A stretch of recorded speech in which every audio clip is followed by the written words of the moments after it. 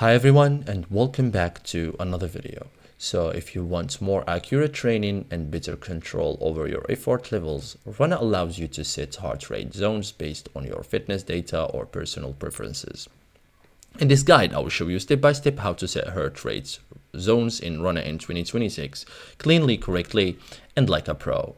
So first thing first, what heart rate zones in Runna are? So heart rate zones are effort levels based on your heart rates, used to guide workouts intensity, divided into different ranges.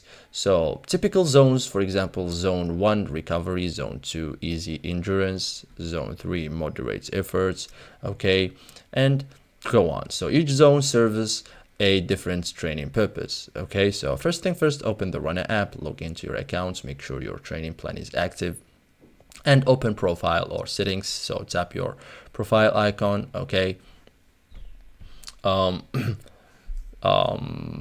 to settings. So this is where personal data is managed. Okay, so look for heart rate zone. Okay, as you can see, here is it.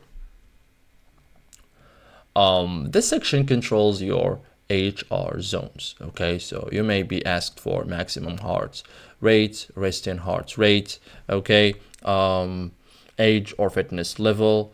Okay, so enter the correct values. For example, max HR 190 BPM. Okay, resting for example 60 BPM.